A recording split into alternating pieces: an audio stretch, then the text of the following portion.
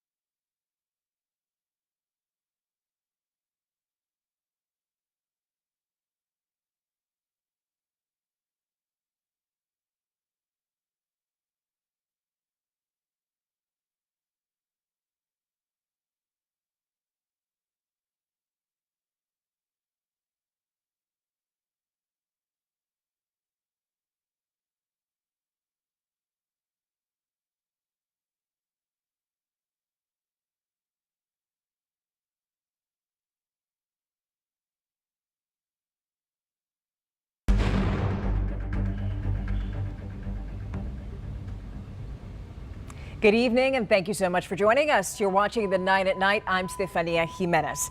And tonight we begin with new allegations against the former Bexar County constable who was convicted of evidence tampering.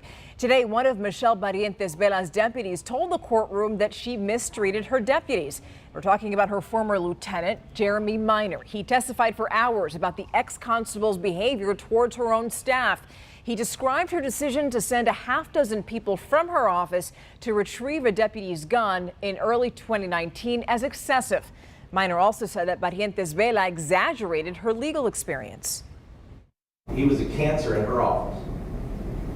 You would, I mean, that's basically your description of what I did. I believe she was a cancer to her own office.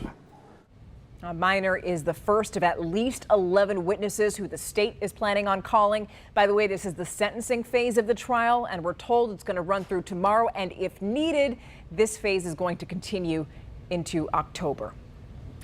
A former Secret Service special agent is going to start working for the Northeast Independent School District. Paul Duran is going to be the district's Senior Director of Safety and Security. And in that job, he's going to develop, establish, and enforce safety and security policies. The district police chief calls it a, quote, must-have position. You are taking one person who does nothing more than look at our safety and our security protocols that we currently have in place.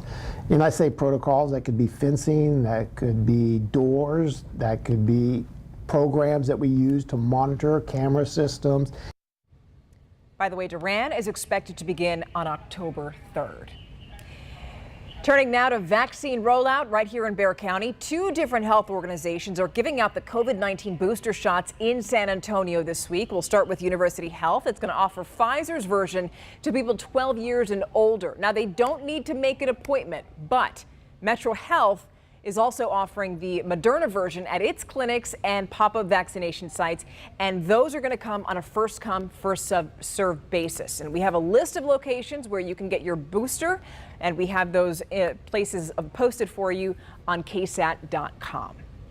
Meanwhile, here's the latest now with the fight against monkeypox in Bexar County. As of today, there are 45 total cases, and if you're keeping track of this, that's up by 1 since Friday. We have more information about vaccines on KSAT.com.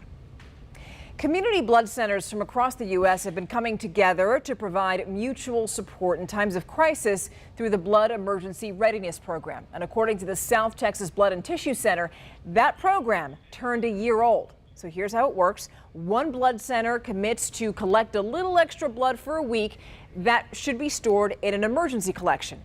Originally, 7 blood centers participated, but now it's up to 33. And by the way, that program was used to provide blood after the Robb Elementary mass shooting in Uvalde. Now, switching gears, let's get you ready now for the rest of the week. Here's meteorologist Adam Caskey with your forecast. We had a little break in the humidity today, but the thick mugginess is going to be back in the air first thing tomorrow morning. Temperature of 70 degrees and a dew point near 70 as well. So very sticky air and high relative humidity. We get into the afternoon. Temperatures will make it into the mid-90s with a slight chance of a few pop-up showers. We're talking a 10% chance, so just a few stray showers. And by and large, mid-90s across our entire KSAT 12 viewing area. Obviously, a few degrees lower as usual in the Hill Country. Kerrville, Fredericksburg, 92. Even Timberwood Park, 93. But Elmendorf, 96. Von Ormy, 95. And Lavernia, 96. Mid-90s pretty much the rest of this week with a few isolated showers. 20% chance again Thursday and Friday. All righty. Well, September is Hunger Action Month across the country, and the purpose is to focus on those who are at risk for food insecurity. And we know that San Antonio has a huge need. So KSAT Community is partnering with the San Antonio Food Bank and the Randolph Brooks Federal Credit Union to help. And you could visit any of the participating RBFCU locations to donate non-perishable foods and also help out families in our own community. San Antonio actually has the highest poverty rate of any large metro city in the United States. So the need is really, really great. Now with the school year starting, we're seeing really long lines. We're feeding about 90,000 people every single week. So the need to focus on food insecurity in our community is really important. And there are a lot of things that you can do. You can volunteer, you can fundraise, you can also donate to the San Antonio Food Bank to help fight hunger and also encourage hope for people who have to choose between getting food or another necessity. If you have any questions regarding when, where, or even how to donate, you know what to do. Just visit our website, KSAT.com.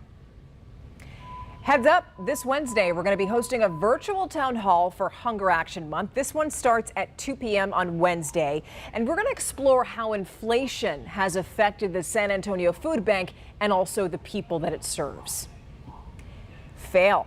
That was the outcome of a rocket launch in Van Horn, Texas. Now, this is the one connected to Jeff Bezos' rocket company, Blue Origin. Now, first off, we just want to say nobody was aboard. The rocket was seen veering off course about a minute after liftoff. Several minutes later, the capsule parachuted onto the desert floor. It was the 23rd flight for the New Shepard program, which was named after the first American in space, Mercury astronaut Alan Shepard. It's the same kind of rocket that's used to send people on a 10-minute ride to the edge of space. Now, ceremonies continue in the United Kingdom to honor the memory of Queen Elizabeth II. A sea of mourners watch the event. The Queen's body is going to rest at St. Giles Cathedral in Edinburgh for 24 hours, and it's going to give the public a chance to say goodbye to Britain's longest reigning monarch. I just can't believe that she's not here, because obviously the whole of my life I've known the Queen, and it was just Thursday was just dreadful news. We shed a tear, didn't we? Oh, yeah. A week from the Queen's funeral in London, tributes continue pouring outside of Buckingham Palace. They're growing, these tributes. King Charles made his first address to Parliament. Members expressing their condolences to the new king and queen consort, Queen Elizabeth. The second's funeral is scheduled for September 19th. Now back here at home, U.S. consumers are expecting inflation to fall in both the short and the long term. Good news, right? According to a new survey from the Federal Reserve Bank of New York, numbers dropped for both 1 and 3 year inflation expectations. And you know what's also falling? Gas prices. Nationally, they're averaging $3.71 a gallon. They're down from more than $5 in June. We all remember that. Now stick around because we have a lot to talk to you about on the Night Beat. For one, we're talking about $16 million in donations that are on the line in Uvalde. You're going to hear from the people who are going to decide who gets the money and how much they get. Plus, they use millions of gallons of water every year, which puts them among San Antonio's top users. And tonight at 10, the steps that SAWS says businesses are now taking to save water. Now, before we go tonight, we want you to check this out. A fearless kid from New Mexico is taking the bull riding world by storm after becoming a world champion at just the age of 9. Okay, so his name is Parker Hooks, and he says that he's wanted to ride bulls since he saw the sport when he was a toddler. So after training on sheep and small calves, he moved on to small bulls and finally just let it rip. And he won the top prize at the Youth Bull Rider World Finals in Texas, and that earned him some serious bull riding belt buckle bling that, by the way, his mom says no, he is not allowed to wear to school, but I'm sure he wants to bring it. Just like that, we're out of time. The 9 at 9 returns tomorrow. Have a beautiful night. Stay cool. We'll see you tomorrow.